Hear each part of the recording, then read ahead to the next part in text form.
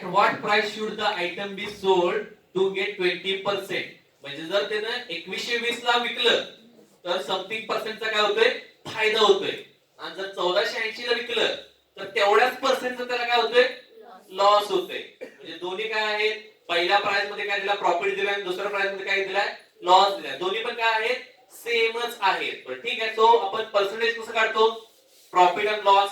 So इथे काय असेल सेलिंग प्राइस, एसपी म्हणजे काय असेल सेलिंग प्राइस मायनस कॉस्ट. इथे फायदा झालाय ना, म्हणजे मोठी प्राइस आधी असेल छोटी प्राइस काय असणार आपली नंतर असेल. Okay, so selling price minus cost price divide by cost ना, divide by cost. Selling price किती आहे तिची गुणिले इथे काय करतो आपण 100 करतो. पण ठीक आहे, so this will be equal to, हेच कोणाचे इक्वल आहे हे पर्सेंटेज काढलं ना.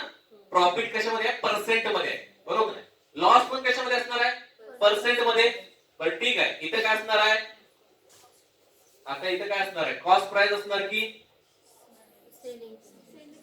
आधी कॉस्ट मोठी ना, लॉस मध्ये विकतोय ना म्हणजे कॉस्ट मोठी आहे ना, आणि सेलिंग प्राइस किती असणार आहे सेलिंग प्राइस डिवाइड बाय इथे काय असणार आहे कॉस्ट बरोबर, इंटू इथे किती असणार आहे 100. इथे प्रॉफिट मध्ये सेलिंग प्राइस किती आहे हो 2120 वजा कॉस्ट, कॉस्ट म्हणजे मला माहित नाही एक्स घेतो, इथे पण कॉस्ट मला माहित नाही एक्स घेतो, 100 ला 100 काय करतो कॅन्सल करतो. Okay, this will be equal to cost माहित नाही मला एक्स मायनस सेलिंग प्राइस किती आता 1480 भागिले इथे काय घेतो एक्स, या एक्स ला हा एक्स काय झाला कॅन्सल झाला. सो इथे आपल्याला काय मिळेल 2120 वजा आहे इकडे आलं काय होईल अधिक होईल ना.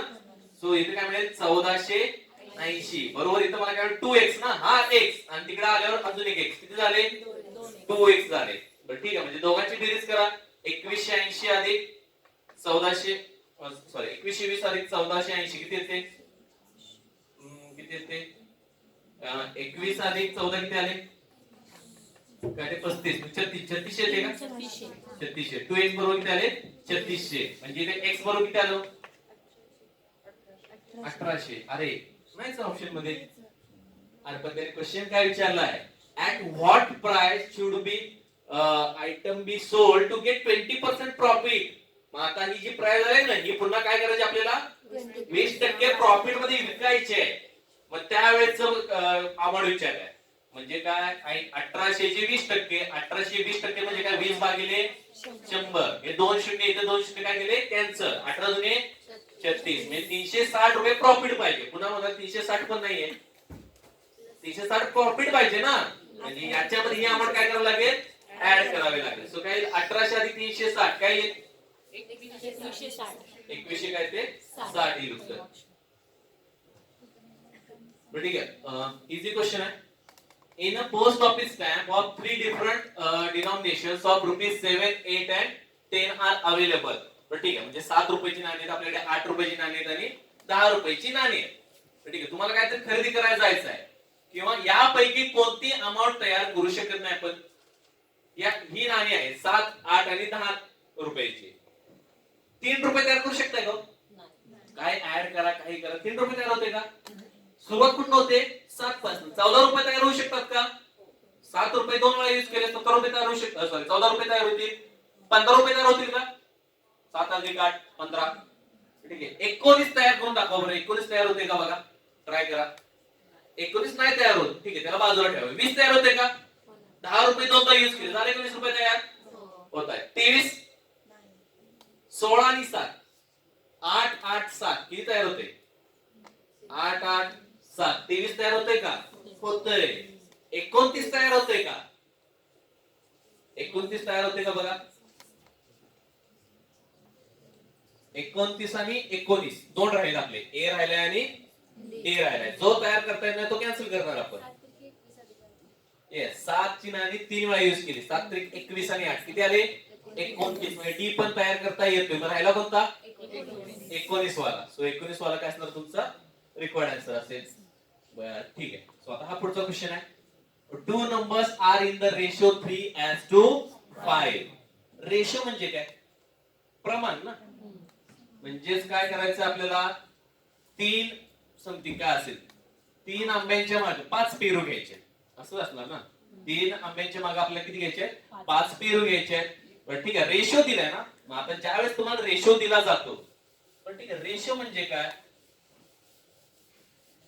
म्हणजे आपलं काय असेल, इकडे काय असेल, ए कॅन्डिडेट असेल आणि इथे काय असेल, बी कॅन्डिडेट असेल. बरं ठीक आहे, रेशो मध्ये काय करायचं, जर यांना 3 म्हशी घेतल्या, किती म्हशी घेतल्या, 3 म्हशी, तर हा किती घेणार, 5 म्हशी घेणार आहे.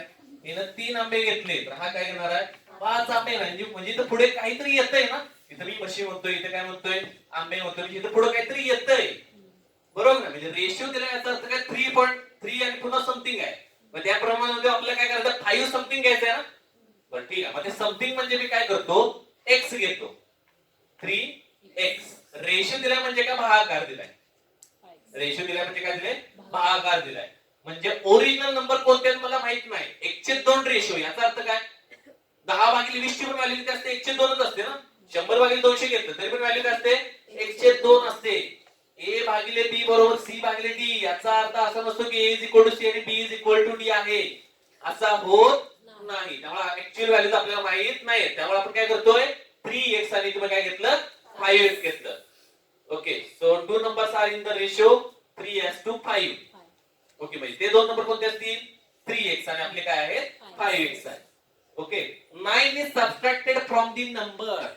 म्हणजे दोन्ही नंबर मधनं काय मायनस केले, 9 मायनस केले. म्हणजे दोन्ही नंबर मधनं मी 9 मायनस करतो, मायनस केले. मग रेशो काय आलाय, 12/23 आलाय. म्हणजे इथं काय येईल, 12 इथं काय येईल, 23 येईल. मग हे काय करायचं, तुम्ही सॉल्व्ह करायचं आहे. 23 गुणिले 3 किती आले, 69x.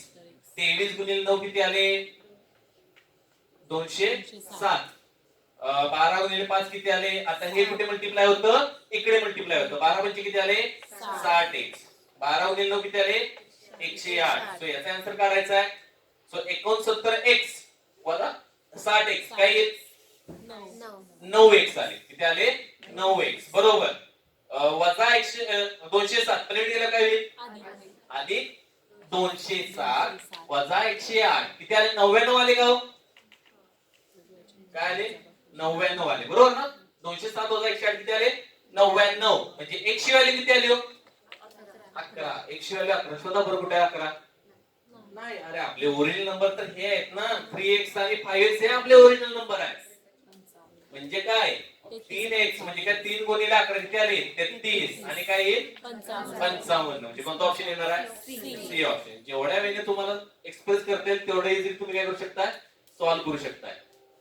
बरं ठीक आहे, पुढचा क्वेश्चन काय, the mean of the ages of the father and his son is 27. Mean दिले म्हणजे काय, पुन्हा सरासरी दिले.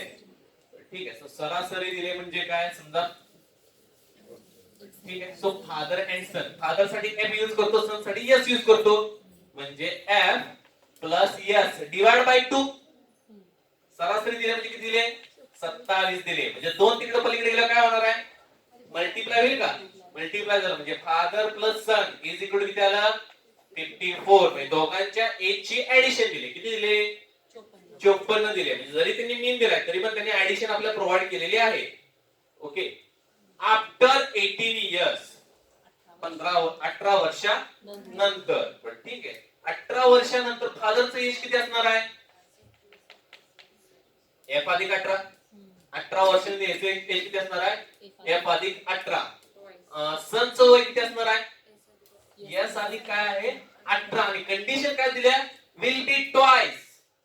म्हणजे काय, विल बी ट्वाइस म्हणजे काय, मुलाचं वय हे फादर पेक्षा दुप्पट असणार ना, आहे ना, मुलाचं वय दुप्पट असते बरोबर. नाही, फादरचं वय काय असणार आहे, मुलाचं दुप्पट असणार ना. म्हणजे याची दुप्पट केल्यावर कोणाचं मिळणार आहे, फादरचं एज मिळते ना. म्हणजे इक्वेशन दिले, दुप्पट केल्यानंतर मला हे मिळते ना. हे सिम्प्लिफाय करा आता, f प्लस 18 बरोबर 2 टाइम्स ऑफ s प्लस 36 ना. 2 गुणिले 18 किती आलं, 36. सो इथे काय करूया, f मायनस 2s आधी 18 वर पलीकडे गेल्यावर वजा 18. 36 वजा 18 बरोबर, एवढे येते. आता हे दोन्ही काय करायचं, आपल्याला सॉल्व्ह करायचं. काय करूया, हे इक्वेशन मी इथे लिहितो, f अधिक s बरोबर काय करूया, 54 लिहूया. ठीक आहे, सो काय करतो आपण, काय करूया, f प्लस 2s आहे ना. ठीक आहे, इझी वे सॉल्व्ह करूया. f minus 2s is equal to किती दिले, 18 दिले ना. एफ बरोबर किती येलो? 18 अधिक 2s येणार ना. एफ बरोबर किती आलं? म्हणजे कोणत्याही वेळेला सॉल्व्ह करा तुम्हाला जी कन्व्हर्ट मेथड वाटेल त्या मेथडने काय करा, सॉल्व्ह करा. ओके, मी सबस्टिट्यूशन मेथड यूज करतो. एफ ची व्हॅल्यू मी इथे पुट करतो. ठीक आहे. एफ च्या ठिकाणी हे पुट करायचं काय मिळेल? 18 अधिक 2s आणि हा वाला s एक. बरोबर बरोबर किती आलं? 54 आलं. बरं ठीक आहे. इथे काय मिळेल? 3s मिळणार ना. 2 आंबे अधिक 1 आंबा 3 आंबे म्हणजे तसं 3s अधिक 18 पलीकडे गेल्यावर वजा 18. 54 वजा 18 36. मग 3 ने भागाकार केला काय ते 12. सनचे एज किती दिले? 12 दिले. विचारले त्यांनी काय? Their present ages are. झालं. फादरचं पण एज काढायची गरज नाहीये. बरोबर का? सॉल्व्ह करत बसायचंय. 12 एकाच ऑप्शन मध्ये आहे ना. ऑब्विसली मग कोणता ऑप्शन असेल? ए ऑप्शन असेल. ठीक आहे. सेम क्वेश्चन आहे, तुम्ही ट्राय करू शकता. पीपीटी सरांच्याकडे देतो, तुम्ही काय करा ते सरांच्याकडे घ्या. सेम टाइपचा क्वेश्चन आहे. The mean marks obtained by the class of. ठीक आहे, हिंट देतो कारण की बरेचसे टाइम झालाय. ठीक आहे, इथे काय सांगितलंय? The marks obtained by class of 40 student is 65. म्हणजे सम घेतलेली. बरोबर ना. सम किती जणांची सम दिले? मीन मार्क्स मीन दिलाय ना भागिले 40 किती दिलाय हो? 65. मीन किती दिलाय? 65 ना. म्हणजे सम किती आली हो? 40 गुणिले 65. 40 गुणिले 65 किती येते? 2600 येते का? काय ते 2600. पण ठीक आहे, सम दिले आपल्याला 2600. The mean marks of the half of the student is. बरं ठीक आहे, टोटल सम किती आहे? मग इथं अर्ध्या जणांचे मार्क्स आणि उरल्या अर्ध्या जणांमध्ये मी बॉयज आणि गर्ल्स म्हणतो. ओके, मी काय म्हणतो? बॉयज आणि गर्ल्स. ठीक आहे, निम्म्या जणांचा मीन किती आहे? The mean of the half of the student is 45. म्हणजे समजा मुलींचा मीन दिलाय. कोणाचा मीन दिलाय? मुलींचा मीन दिलाय. निम्म्या जणांचा मीन दिलाय. म्हणजे इथं काय गर्लची सम असेल? सम कोणाची असेल? गर्लची सम असेल. डिवाइड बाय किती करणार? 20 करणार. मग त्यांनी दिले किती? 45 दिले ना. हे किती दिले? 45. म्हणजे गर्लची सम किती आली हो? 45 गुणिले 20 किती आले? 1800 येते ना. नाही 180 येते काय? सॉरी ओके सॉरी 900 आले. गर्लची सम किती आली? 900 आली. बरं ठीक आहे, त्यांनी विचारले म्हणायचं उरलेल्याच विचारले ना. बॉयची सम काय असेल? टोटल सम बॉयज गर्लची सम किती आली? 2600. फक्त गर्लची सम किती आली? 900. मग बॉयची सम किती असणार आहे? 2600 वजा 1900 किती येते? 900 सॉरी 2600 वजा 900 किती येते? 1700. किती येते? 1700. सो 1700. अरे पण बॉयज किती असणार आहे? 20. किती येते उत्तर? 85 ना. काय ते? 85 येते. म्हणजे काय सरासरी साठी काय लागतं? आपले सम लागते ना. आपण फक्त काय फाइंड आउट केलं? दोन्हीकडे समच फाइंड आउट केले. एकदा सम मिळाले की तुम्हाला मिळून जाईल. बरं ठीक आहे, मगाशी पाय तुम्हाला सांगितला त्यावरची क्वेश्चन. सो काय दिले? Find the angle in degrees associated with the sector others. बरं ठीक आहे, ऑदर्स सुद्धा दिले का हो? नाही. 108 अधिक 63 अधिक 72 अधिक 27 यांची बेरीज म्हणजे ऑदर टोटल किती असणार आहे सगळं मिळून? 360. काढू शकता ना. बाकीच्यांची बेरीज करून काय करायचं? 360 मध्ये ते काय करा? मायनस करा. तुम्हाला काय मिळेल? ऑर्डरची डिग्री मिळेल ना. इझी क्वेश्चन आहे. Find the percentage of expenses on a sector food. Food वरती किती टक्के गेले? 108. किती पैकी 108 आहेत ते? 360. 108 भागिले 360 गुणिले 100 मिळेल उत्तर तुम्हाला. ओके, इझी क्वेश्चन आहे. ठीक आहे, हा एक क्वेश्चन घेतो. म्हणजे व्हेन डायग्राम मधला क्वेश्चन आहे. तो त्यांनी काय सांगितले? आउट ऑफ 80 प्लेयर्स टोटल किती दिलेत? 80 प्लेयर्स. ओके, सो इथं हा काय करतो? सर्कल म्हणजे काय आहे? क्रिकेट आहे. क्रिकेट आहे. Cricket 42 play hockey. ठीक आहे, 42 जण काय प्ले करतात? हॉकी. हा काय आहे? हॉकी आहे. आणि क्रिकेटचे किती जण आहेत? 35 जण आहेत. ओके, सो नेक्स्ट काय दिले? 25 फुटबॉल. आणि फुटबॉल ना.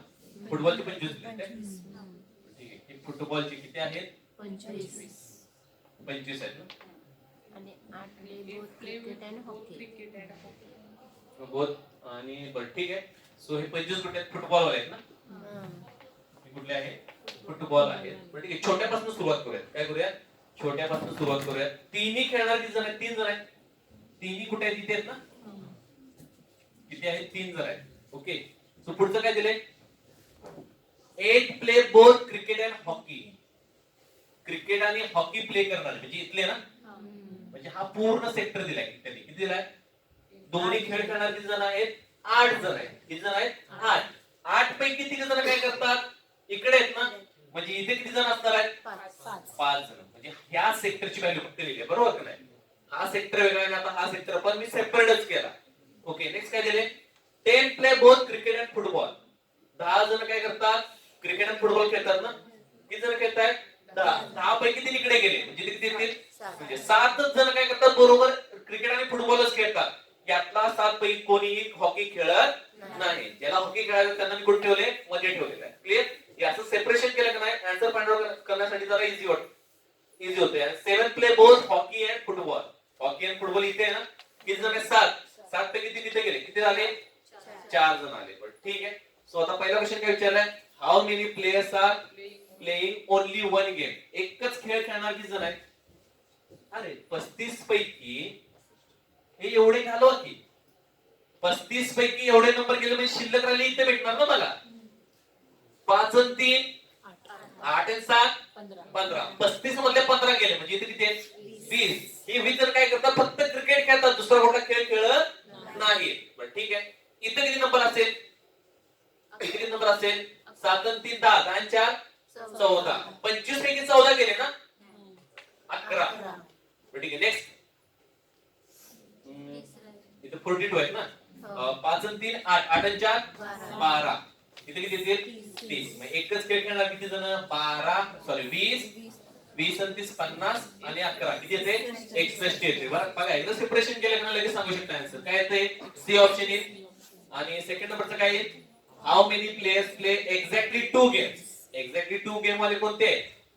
हे सोडून ना, हे सोडून 5 आणि 7 म्हणजे हे दोन खेळ खेळतात ना. हे तिघे काय करतात? दोनच खेळ खेळतात. 7 5 12 आणि 4 16 आहे. डी ऑप्शन येईल तुमचा. ठीक आहे. पुन्हा हे सेम डिग्री मधलं विचारलेलं आहे. ओके, म्हणजे सेक्टर काढला तर ते किती येईल? सेक्टर कसं काढणार? किती पैकी किती गुणिले 360 करायचं. मग कसं करत होतो? पर्सेंटला किती पैकी किती गुणिले 100 करत होतो ना. आता आपल्याला किती पैकी पाहिजे? 360 पैकी पाहिजे. म्हणजे त्या रेशोला किती मल्टिप्लाय करणार तुम्ही? 360 न मल्टिप्लाय करणार.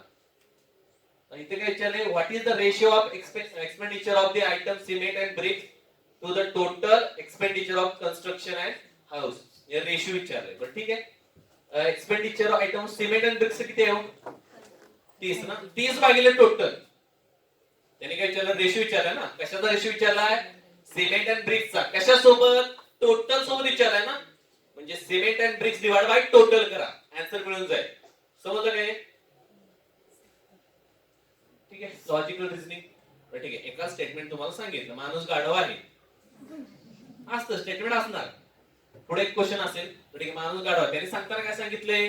माणूस गाढव आहे. पुढे जाऊन तिथं काय म्हणते? मांजर आहे. चालतंय का? इथं लॉजिक काय जनरेट केलं तुम्ही? माणूस गाढव आहे. पुन्हा तिकडे जाऊन म्हटलं माणूस मांजर आहे. लॉजिकली करेक्ट आहे का? दिलेली इन्फॉर्मेशन ही आहे, मग पुन्हा मांजर म्हणतोय. करेक्ट आहे का? नाही. मग दिलेली इन्फॉर्मेशन आपण करेक्ट मानूनच जायचं पुढे. ठीक आहे.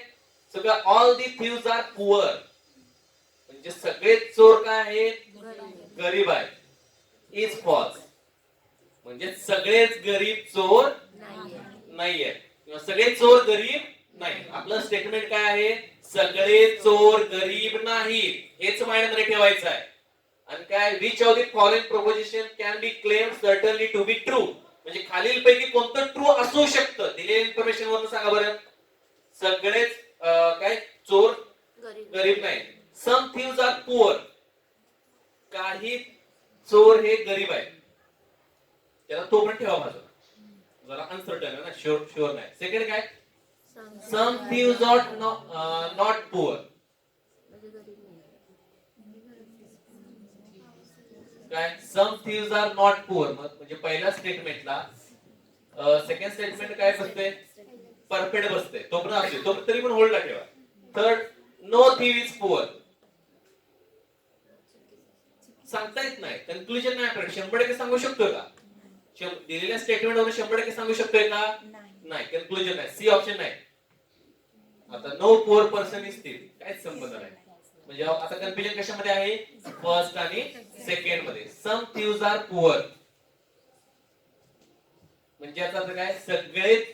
सगळे चोर गरीब नाहीये. बरोबर, म्हणजे काही काय असणार आहे? काही गरीब आहेत आणि काही गरीब नाही.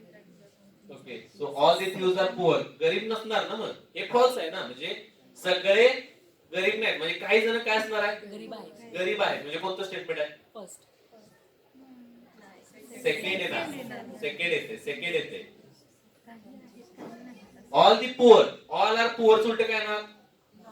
ऑल आर नॉट पुअर, म्हणजे सम आर पुअर ना. म्हणजे ए होतो ऑप्शन. ए ऑप्शन येते.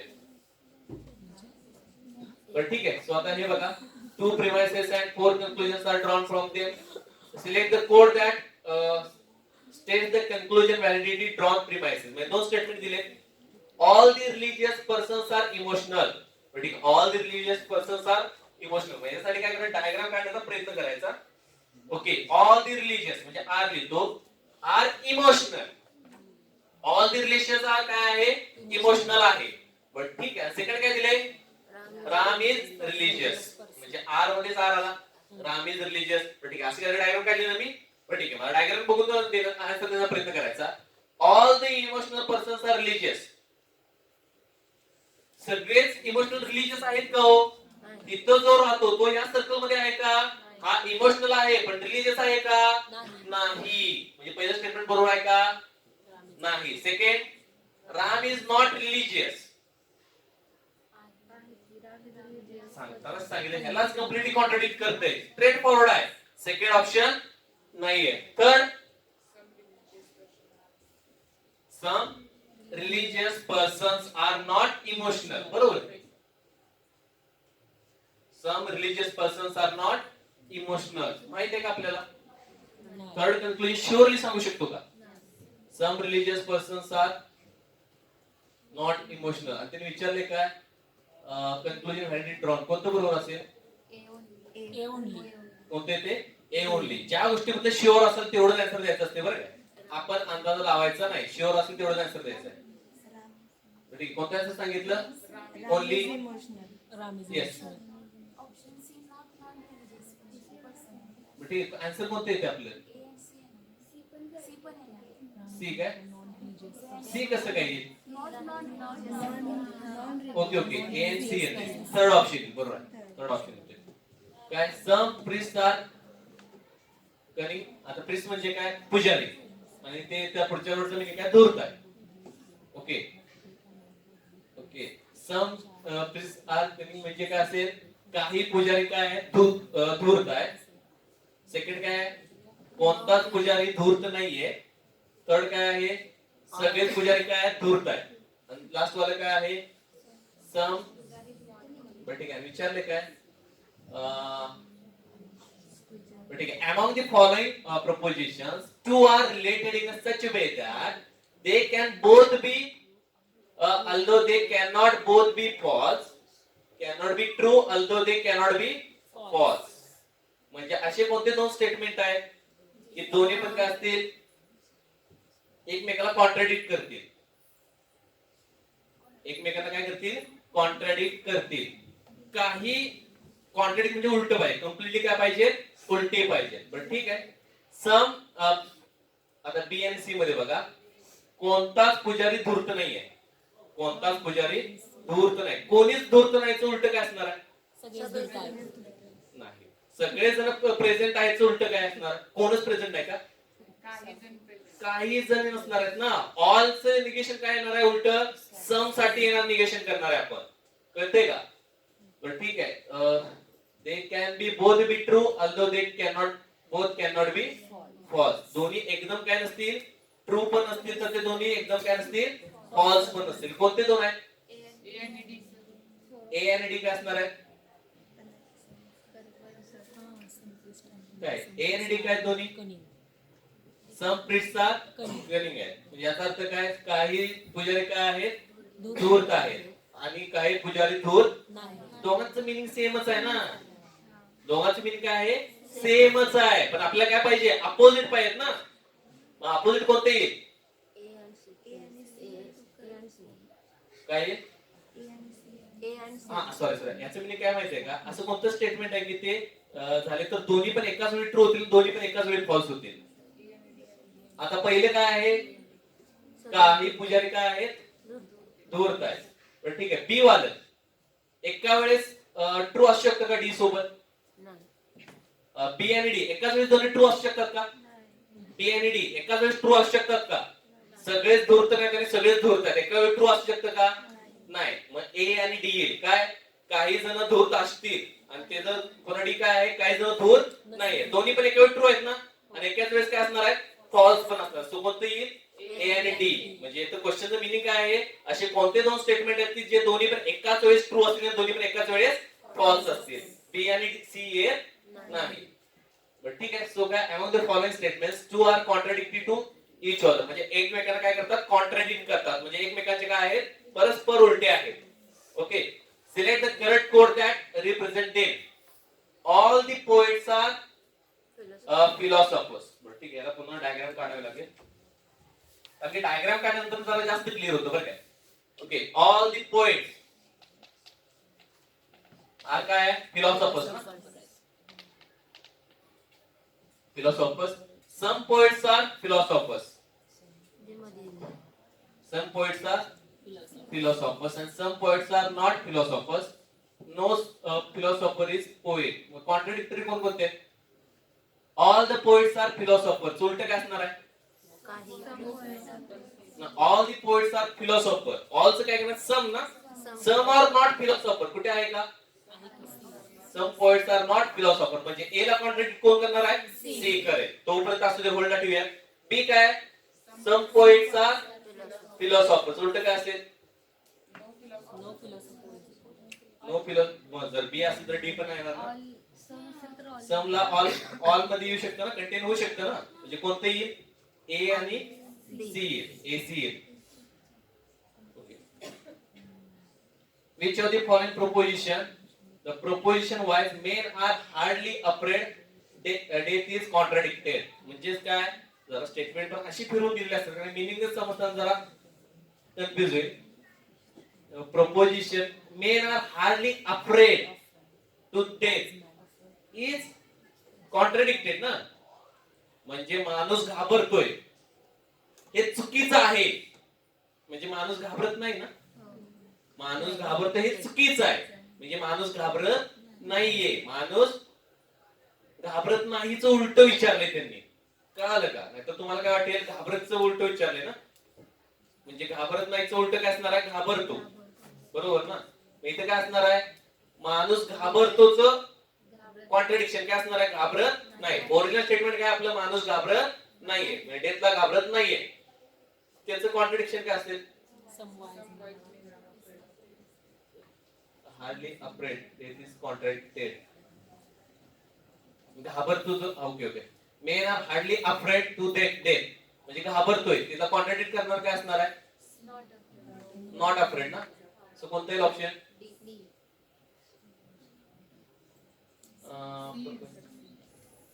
Main are hardly. हार्डली म्हणजे काय? म्हणजे जर सगळे नाही, सगळे घाबरत नाही, काही जण घाबरतात. हार्डली अफ्रेडचं उलट काय असणार आहे? कॉन्ट्रडिक्शन काय असणार? सम दिले ना, समचं उलट काय असणार आहे? ऑल. ऑल. आणि काय अफ्रेडचं उलट काय असणार आहे? अफ्रेडचं उलट काय असणार आहे? बरोबर ना, निगेशन करणार ना. म्हणजे काय? ऑल आर नॉट अफ्रेड ना. सी ऑप्शन कोणता येईल? सी ऑप्शन येईल. बरं ठीक आहे. सो आता इथे काय प्रत्येकाची क्वालिटी दिलेत बरं काय. सो इथे काय करायचं या टाइपच्या क्वेश्चनला? Namita Samita are brilliant and studious.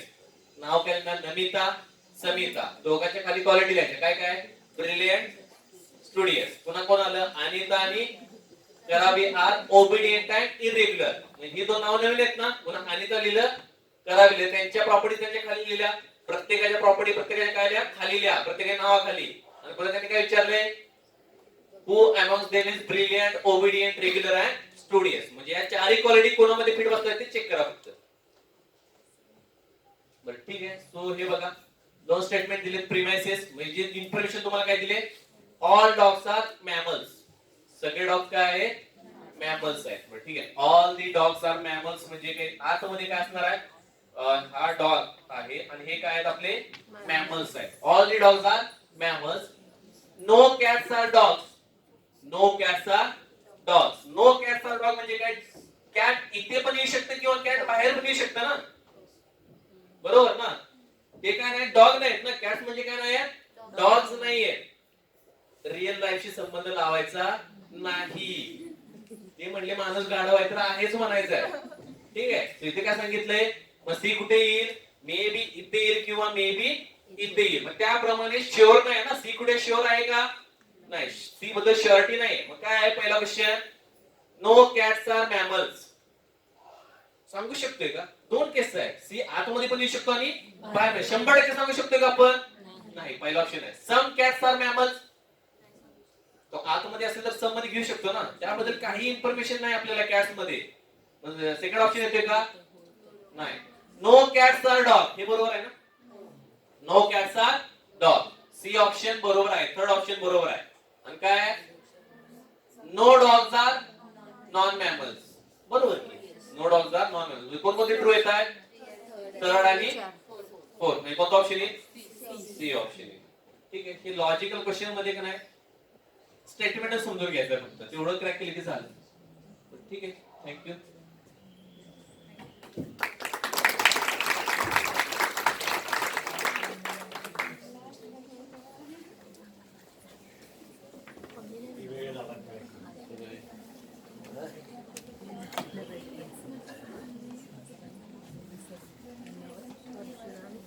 काय शंका विचारायची आहे, तर सरांचा नंबर ग्रुपला आहे का त्या? सीव्ही मध्ये आहे. सीव्ही मध्ये असेल. सीव्ही मध्ये आहे ना. हे पैकीच्या पैकी मार्क मिळतात याचे. फक्त जरा कष्ट घ्यायला लागतं. प्रॅक्टिस केलं की 5 प्रश्न 10 मार्क ठेवल्या गेलं असतं. अवघड आहे म्हणून सोडतात, पण गणित सुटले की सगळं बरोबर. सरांची जीव ओतून शिकवल्या. आणि काय विचारायचंय कुणाला, आभार कोण मानतंय,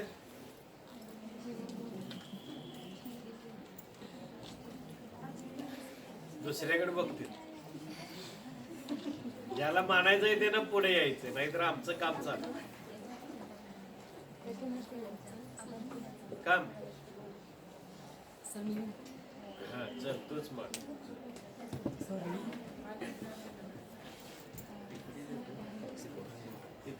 ही पीपीटी नाही तर कॉपी करून तिथे ह्याच्यावर आपल्या फोल्डरला टाक. नमस्कार, मी अंजली माने. आज परशुराम सरांनी नेट सेट मध्ये मॅथमॅटिकल रिझनिंग विषय खूप छान शिकवलं, त्याबद्दल त्यांचा आभार. हे पत्र द्यावं आणि फोटो घे. वनबटे सरांनी परशुराम माने यांना आभार पत्र देऊन त्यांचं स्वागत करावं. आभार माना. आभार मानावं. घे.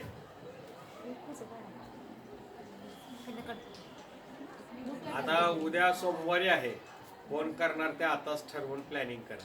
आणि हे फोटो काढलेले ठेवू नका, लगेच ग्रुपवर टाका.